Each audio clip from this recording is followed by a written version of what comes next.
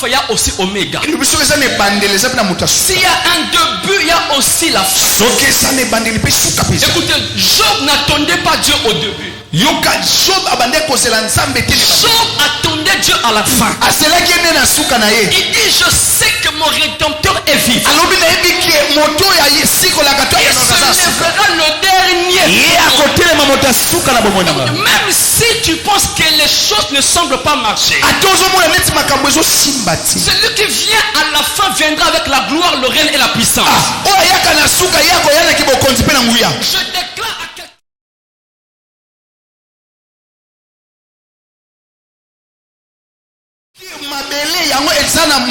Le ciel viendra avec le kairos sous la terre. Quand c'est ta saison de visitation, même les choses seront changées en ta faveur. Dieu est capable de modifier le temps en ta faveur. Le soleil a été arrêté sous Gabaon pour que Josué soit favorisé. Ce matin, que le temps chrono s'arrête, que le kairos de Dieu commence. Le kairos de Dieu commence. Alléluia. Amen. Alléluia. Amen.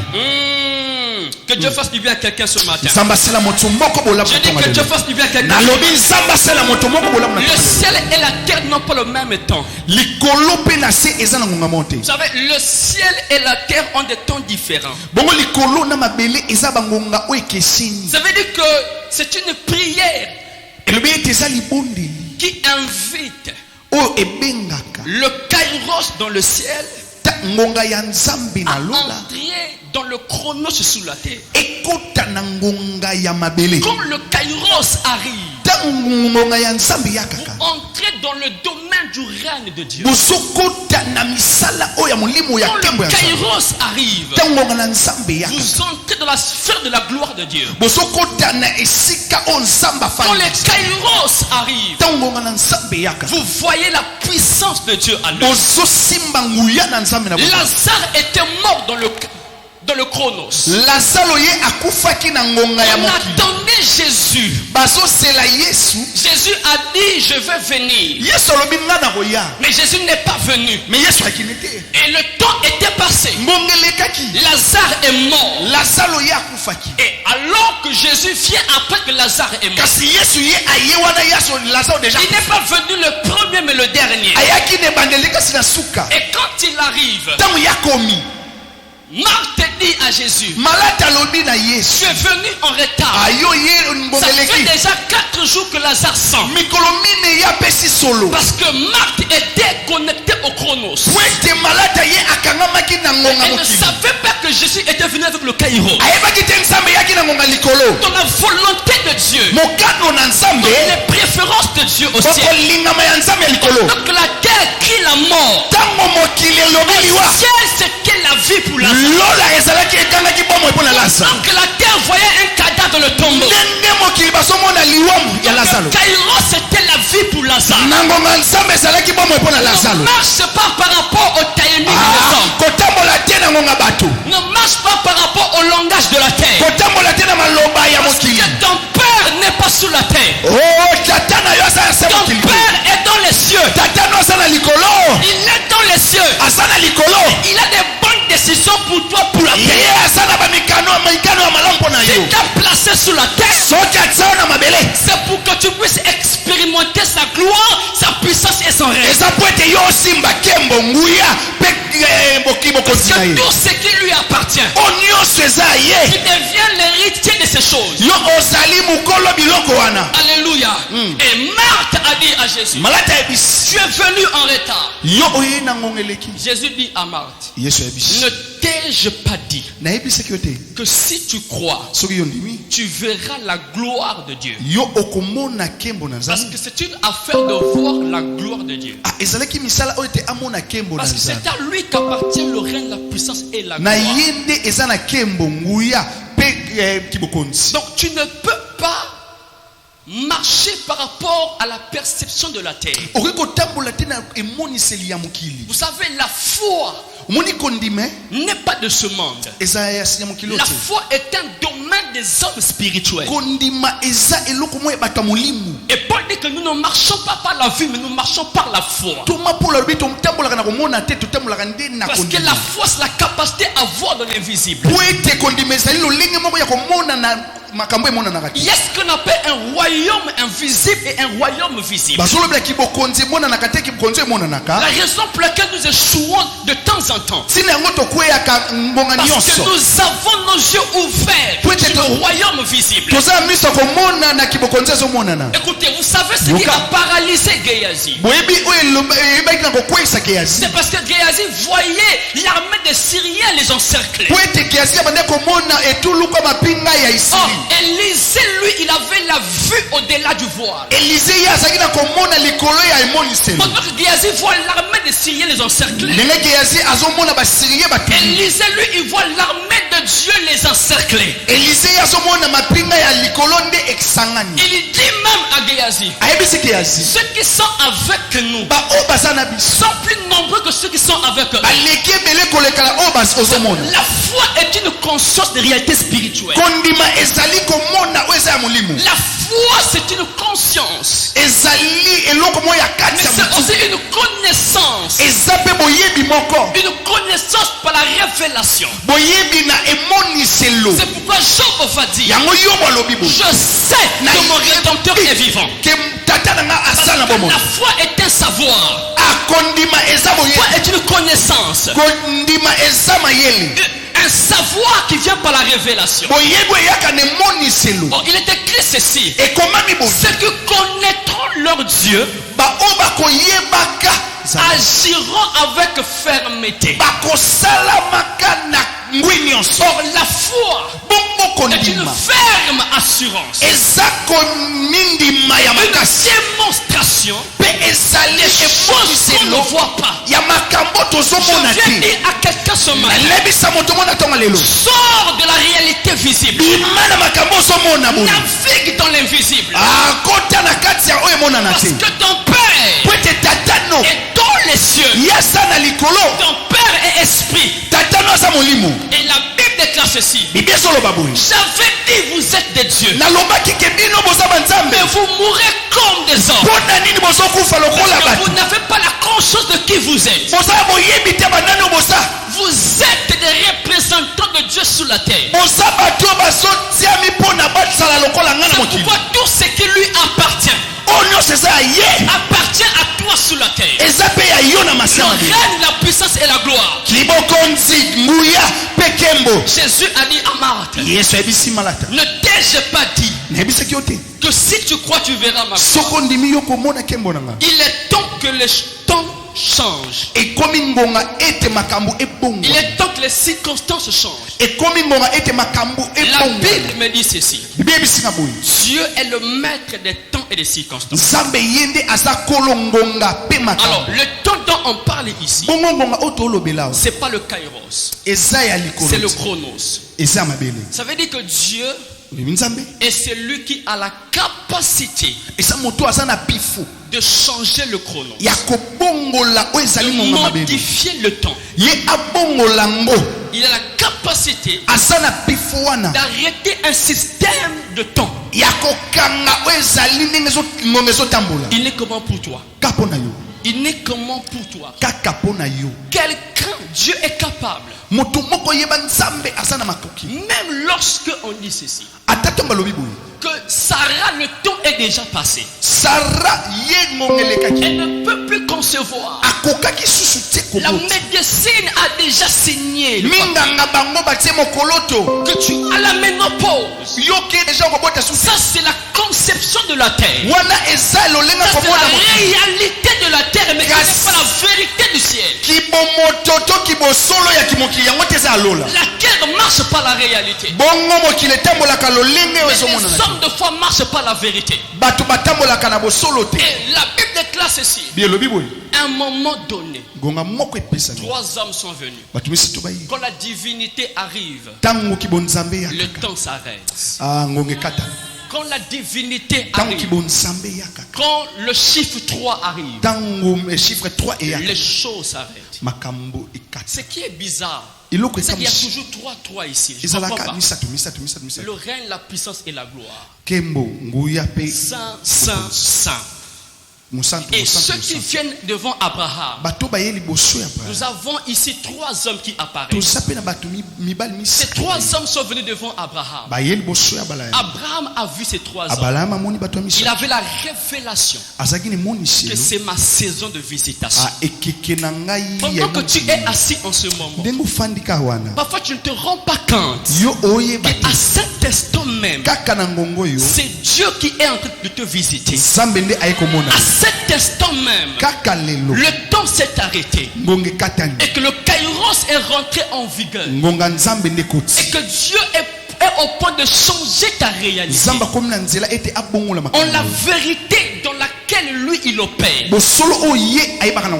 la Bible déclare, un a dit à Abraham, où est ta femme Sarah?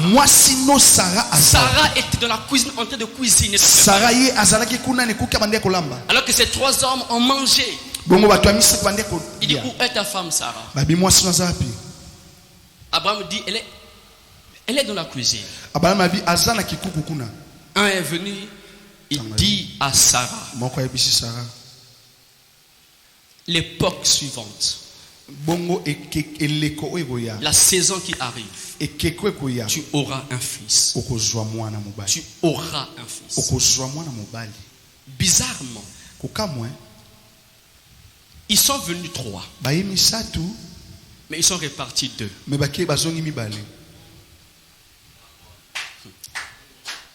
Je me suis posé la question, qu'est-ce qui se passe ici? Je répète, ils sont venus 3. C'était 3 anges qui sont venus. Ces 3 anges, c'est la théophanie. C'est Dieu. Mais de la dimension angélique. Deux fois, quand tu vois quelqu'un venir chez toi, deux fois, c'est Dieu qui s'est incarné de l'apparence d'un ange humain. C'est pourquoi on dit que plusieurs ont logé des anges sans le savoir. Ce n'étaient pas des hommes avec des ailes, mais c'était des hommes humains avec la chair et le sang. Mais c'était la divinité qui était là. Écoutez, 2 vont partir. Ce sont les 2 que l'autre a reçus. Parce qu'ils étaient 3. 2 sont partis. Les 2 sont allés visiter l'autre. Un est resté dans le ventre de Sarah.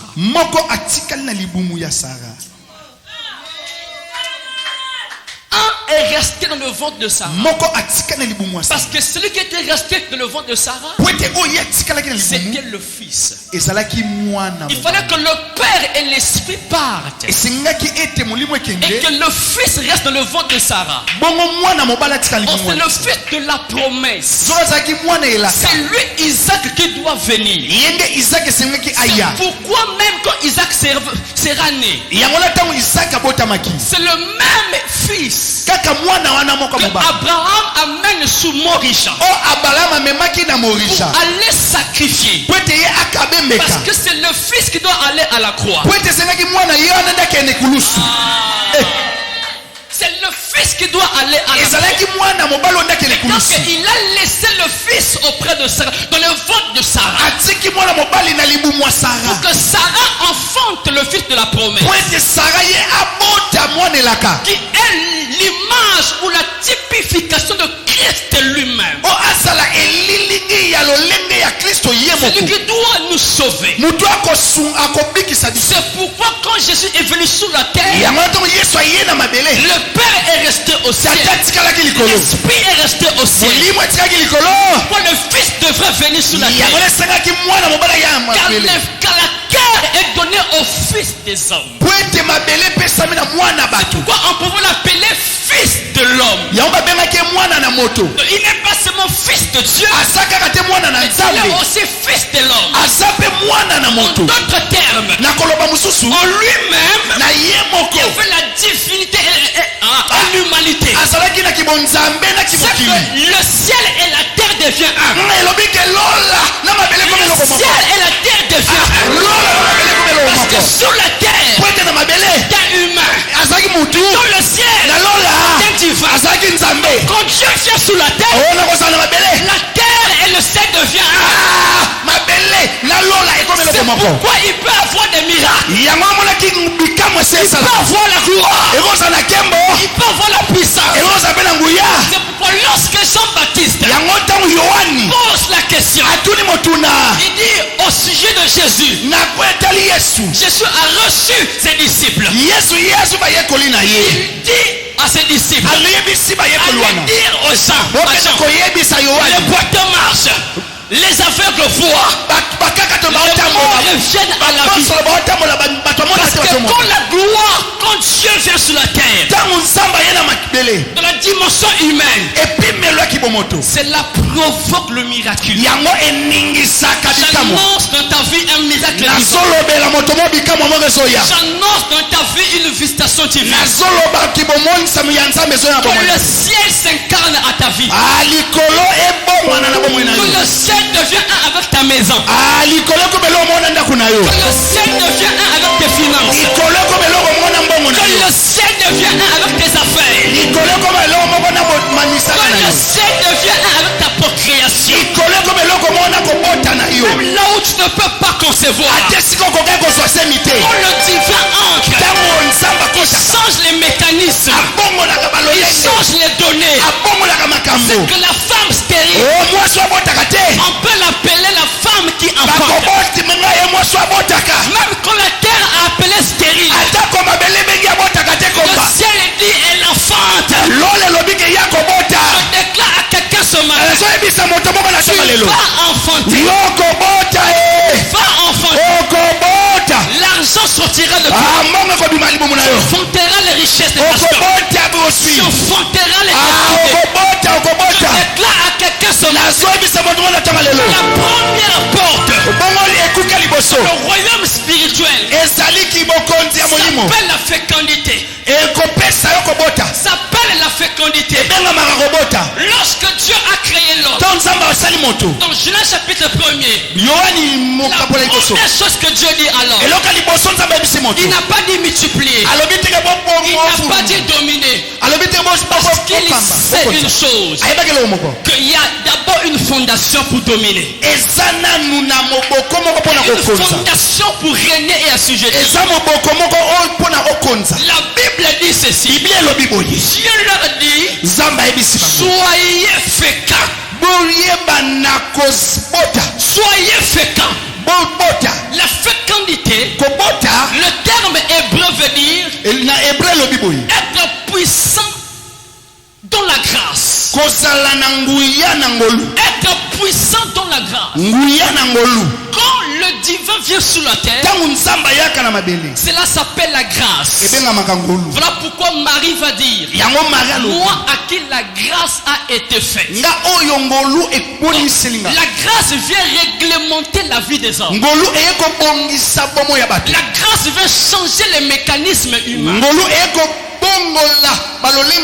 Celle à qui on n'avait pas le regard, celle à qui on pouvait même pas sentir la présence. Mais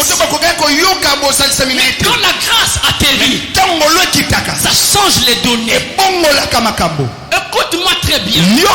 Tu ne peux pas dominer sans l'odeur de la grâce. Tu ne peux pas assujettir. Tu ne peux pas régner sans l'odeur de la grâce. Sois fécond. Sois fécond. Être puissant dans la grâce. Être puissant dans la grâce. Oh, la puissance. La puissance. Vous savez, quand Dieu a dit aux disciples, vous ne pouvez pas dominer. Attendez la puissance. Attendez la puissance. Quand ça viendra sur vous, vous allez voir que vous allez être... En fait, il y aura la multiplication. La preuve que la puissance est descendue. Des 12 qu'ils étaient. Des 120 qu'ils étaient d'ailleurs. il y a eu 3000 âmes qui s'est ajoutées. C'est qu'on comprend que ici nous sommes en train d'aller dans le principe soit fécond, multiplier et remplissez la terre. La puissance est un catalyseur pour la multiplication. La puissance est un catalyseur pour l'assujettissement et même la domination. Et je déclare ce matin qu'il est temps que la grâce de Dieu se repose sur toi. Il est temps que la puissance de Dieu s'établisse sur ta vie. Tu veux voir la gloire de Dieu. Tu veux expérimenter le règne de Dieu. Tu veux expérimenter la puissance de Dieu. La grâce doit se reposer sur toi. Quand la grâce atterrit, elle change les données. Vous savez, un jour, j'ai été invité quelque part. Et j'ai vu une dame qui est rentrée. Et Dieu m'a dit de parler sur sa vie. Cette dame, elle était très belle. Mais seulement, c'est que dans sa vie, il y avait des situations très compliquées. Je disais très belle, mais les gens ne la voyaient pas. Même lorsque elle cherchait un travail, on la repoussait toujours. J'ai regardé la femme. Ils ont un problème à toi. C'est pas ta beauté. C'est la grâce. C'est la faveur de Dieu. En fait, le ciel doit s'ouvrir sur toi. Vous savez, tu peux avoir tout ce que tu peux avoir. Mais si le ciel est fermé sur ta vie, la terre ne pourra pas obéir aux recommandations du ciel. Écoutez-moi très bien. Si le ciel n'est pas ouvert sur ta vie, la terre ne va pas se soumettre aux lois du ciel. C'est la raison pour laquelle tu vas rencontrer des personnes qui n'arrivent pas à avancer dans leur vie, qui n'arrivent pas à exceller dans leur vie. Et Dieu m'a fait comprendre une chose. C'est un problème des cieux ouverts.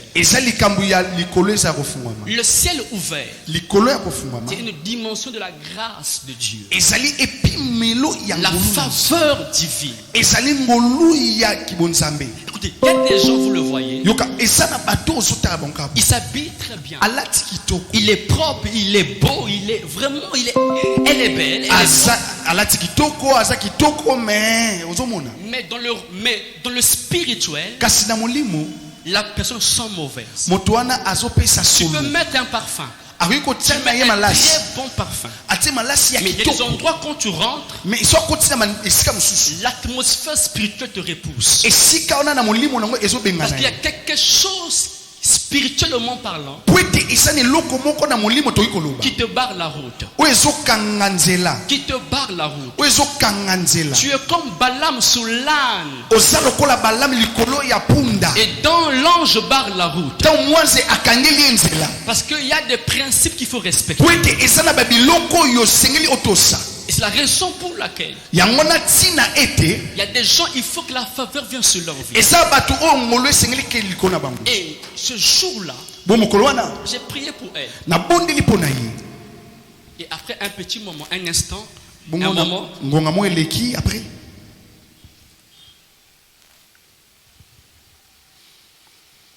elle m'appelle.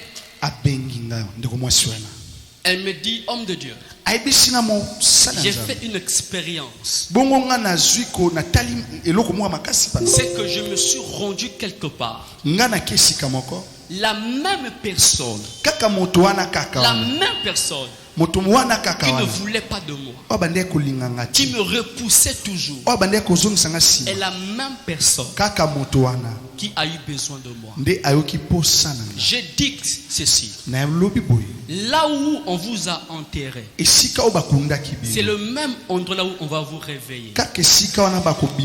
Là où on vous a rejeté, c'est le même endroit où on va vous accepter. Quand la grâce arrive, Nazareth devient public. La petite ville, là où rien de bon pouvait sortir, devient une ville célèbre à cause de la grâce sous Marie. Il y a des choses qui vont changer, même dans ton quartier, à cause de toi seulement. Quand la faveur se pose sur quelqu'un, cela peut influencer tout l'environnement. Cela peut changer l'odeur de tout un secteur. Même les gens qui seront contaminés par la grâce, et les gens seront privilégiés aussi à cause de toi. C'est un problème de se connecter aux lois du ciel. Il faut que le ciel reste ouvert. Et beaucoup de personnes servent Dieu avec beaucoup d'efforts. Quand le ciel est ouvert, il n'y a plus d'efforts à faire. Il n'y a plus d'efforts à faire. On attend seulement que le kairos descende. Et tout change. Tout change. Laisse-moi dire ceci. Quand c'est ta saison, personne ne peut changer cela. Quand c'est le temps de Dieu pour toi, quel que soit ce que les hommes ont dit, même s'il y a un décret de la terre, cela ne sera aucun effet parce que Dieu a déjà parlé.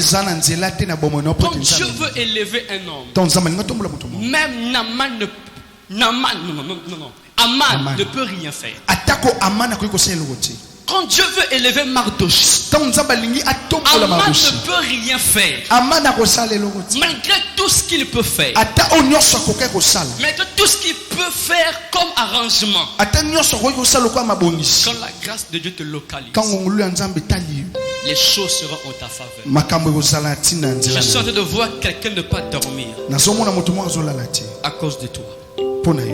Je vois quelqu'un ne pas dormir à cause de toi. Je ne dis pas les choses pour flatter. Quand je dis, c'est mon esprit qui voit. Je dis, je vois quelqu'un qui ne dort pas à cause de toi.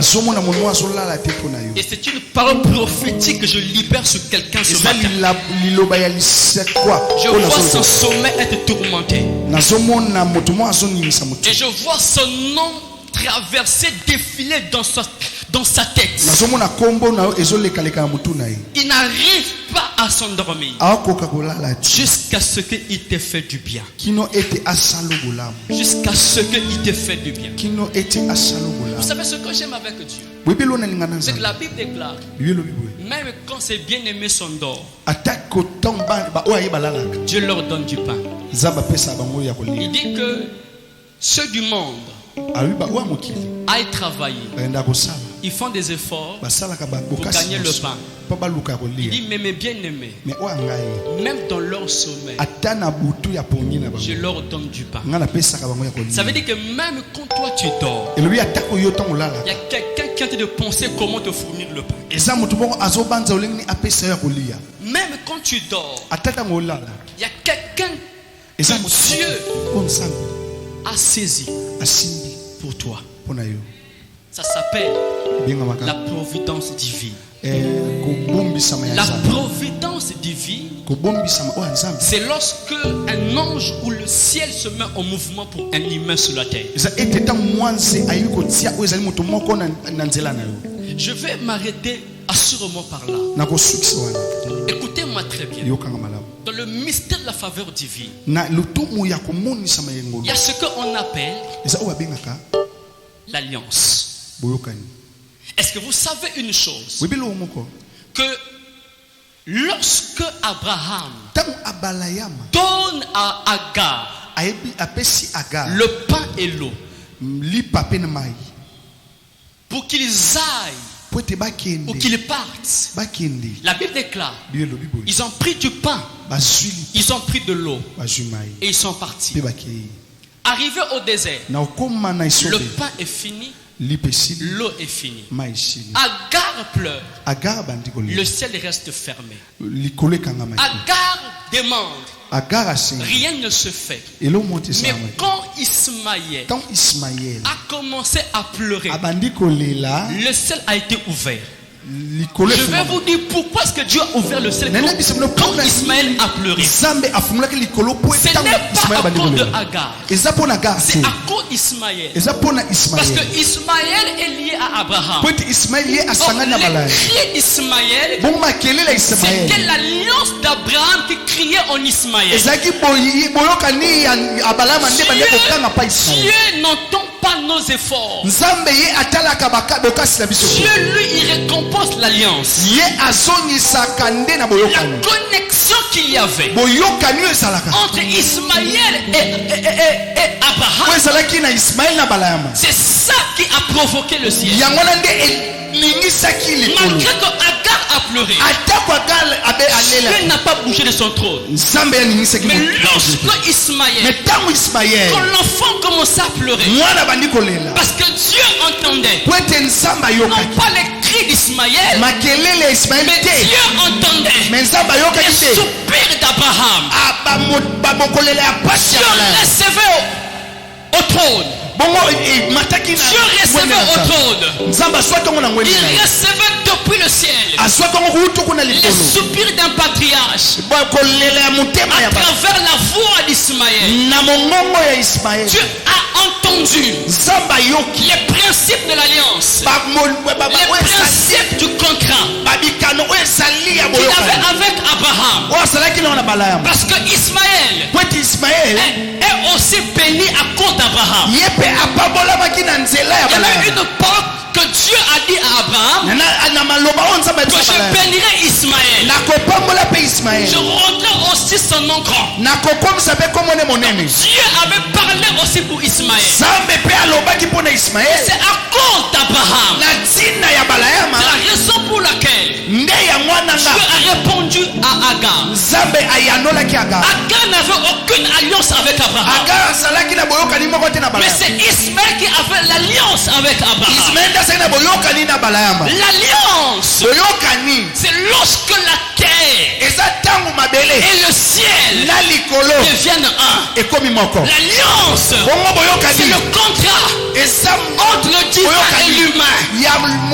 L'alliance, c'est le contrat qui se fait entre le ciel et la terre. Ça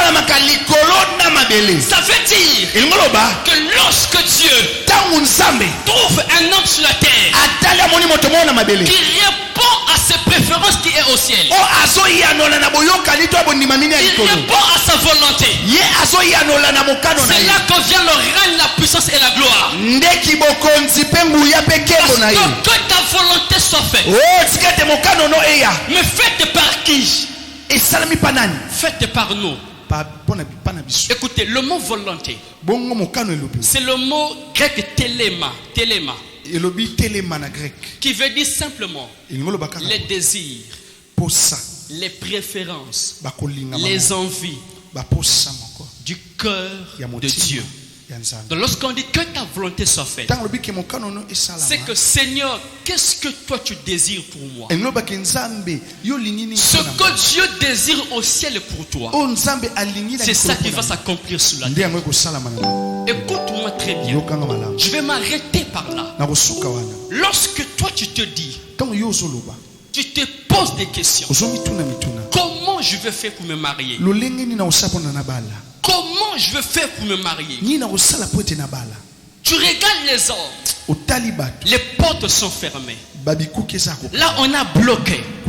La terre ne peut pas te ressourcer. Mais laisse-moi te dire, il y a un réservoir au ciel. Le ciel va dépêcher même un corbeau pour toi.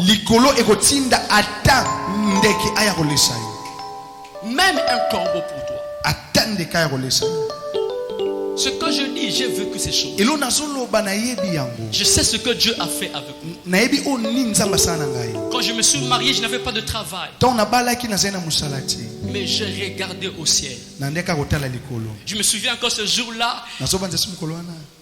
J'ai dit, Seigneur, comment je vais faire?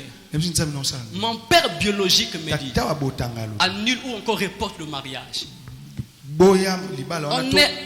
On est à 3 jours du mariage. J'avais déjà tout acheté. Mais il manquait seulement l'argent pour la dot. J'ai dit à Dieu, c'est toi qui as institué le mariage. La providence dont moi j'ai besoin ne se trouve pas dans la poche de quelqu'un sur la terre. Ce dont moi j'ai besoin se trouve dans les greniers du ciel. Seigneur, débloque pour moi sur la terre. Mon père biologique me défie. Il me dit, tu ne peux pas. On est à 3 jours. Annule le mariage. J'ai dit, je suis fils du royaume de Dieu. Mon père est dans les cieux. Il est dans les cieux. Si la terre ne peut rien pour moi, le ciel pourra pour moi.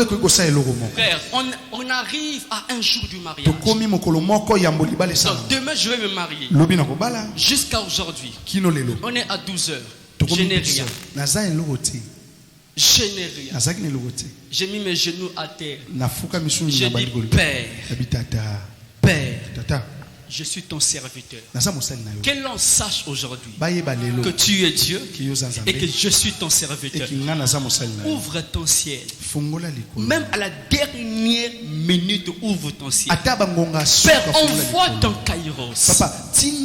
Arrête le temps. Envoie ton kairos.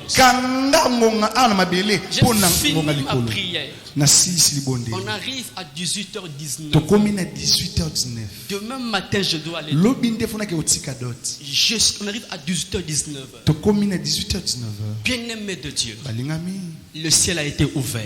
Il y a quelqu'un qui m'a appelé, qui me dit, homme de Dieu, homme de Dieu, je te suis beaucoup sur les réseaux sociaux. Je vois beaucoup de messages, ça me bénit. Mais j'ai vu que tu te maries. Homme de Dieu,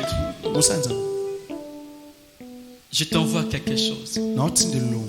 Bien-aimé, c'est que la personne m'envoie.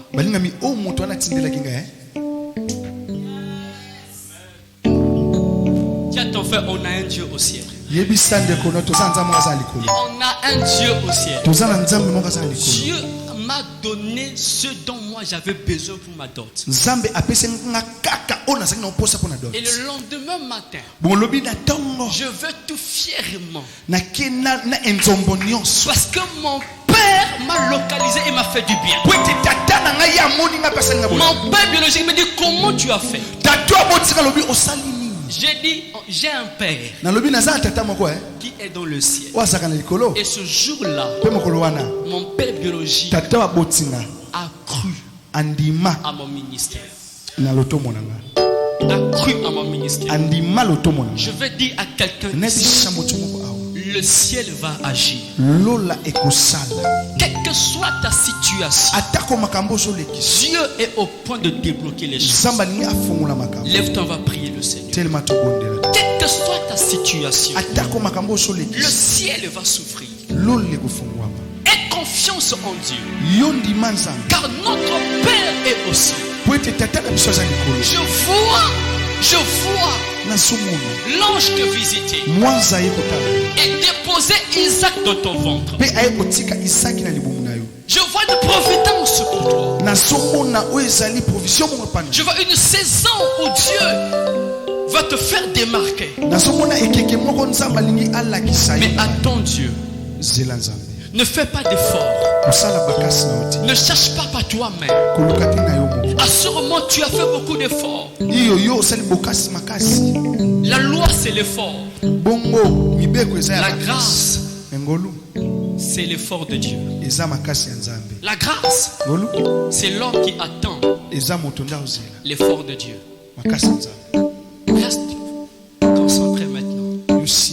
On va prier. On va prier. On va prier. Garde des regards sur Jésus. Il est le rémunérateur. Il est le rémunérateur de ceux qui le cherchent. Garde des regards sur Jésus. Je vais appeler en cellule le docteur Emmaüs. Il va conduire ces moments.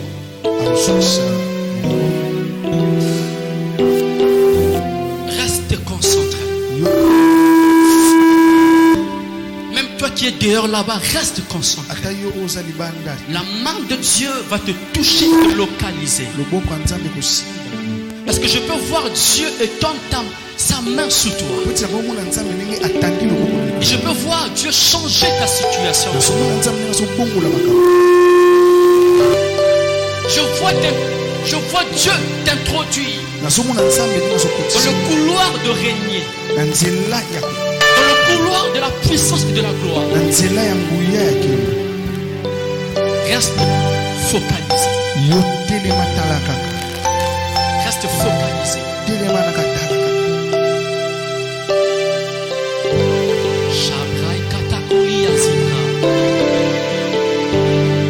C'est une matinée de visitation divine.